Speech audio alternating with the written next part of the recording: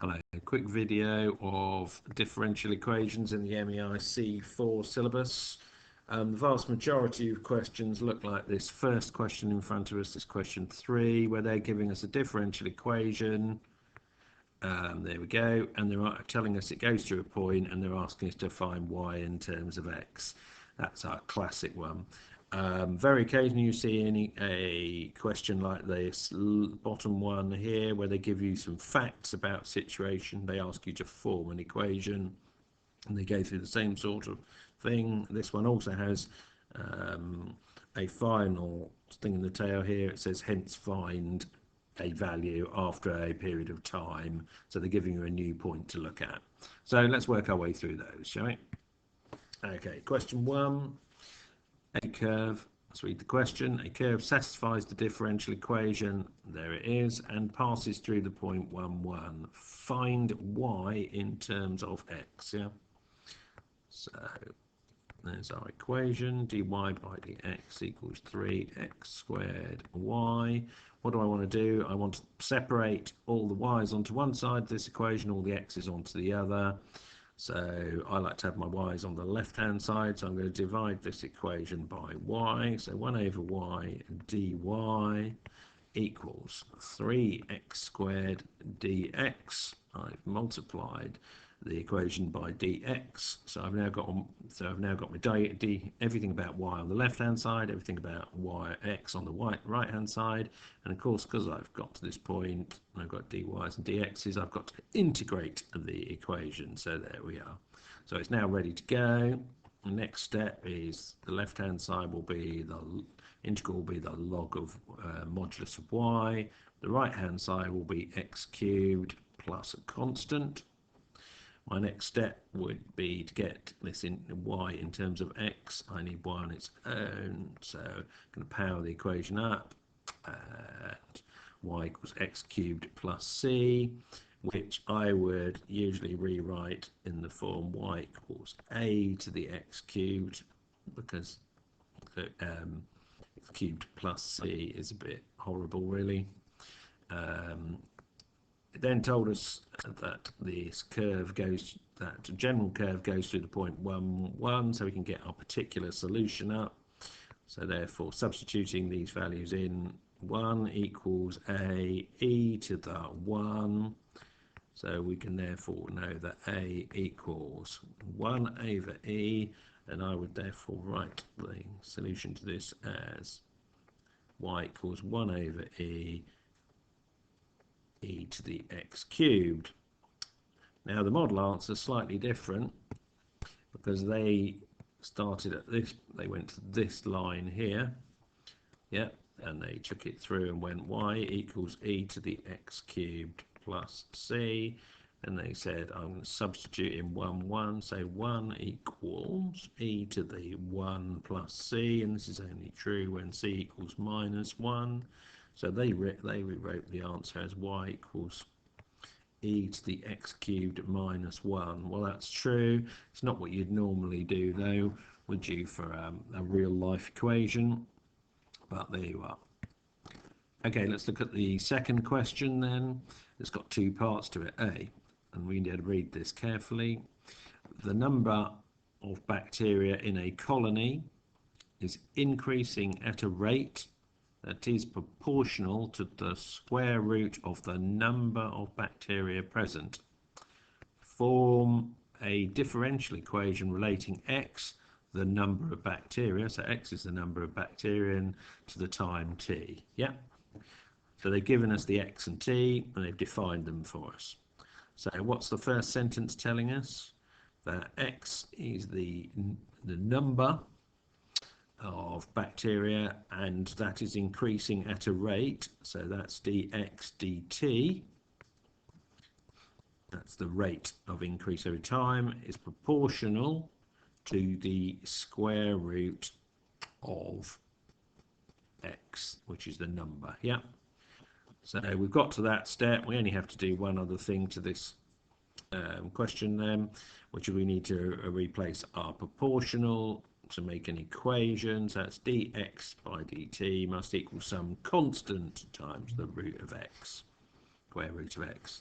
So that's the answer to part 1. There's 2 marks for that. So part A rather. Let's have a look at part B.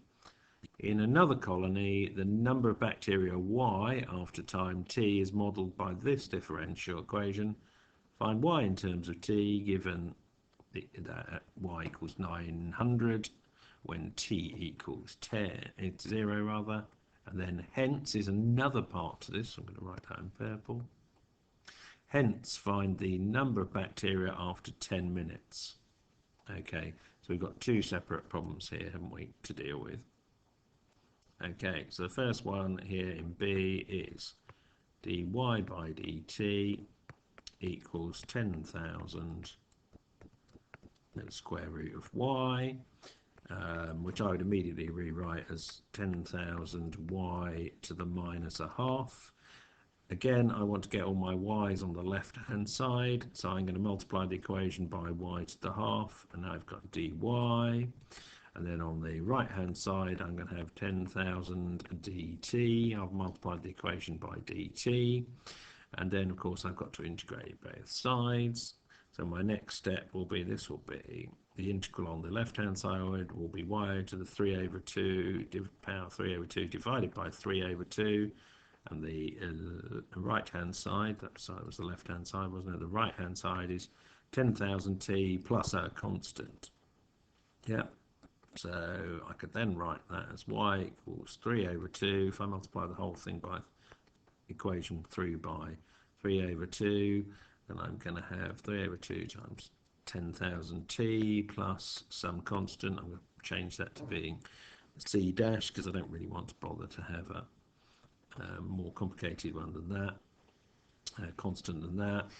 And then they told us that the equation goes through the point, sorry, wrong way round, when t equals 0, y equals 500. Let's just check that just to make sure we got that right. Oh, 900.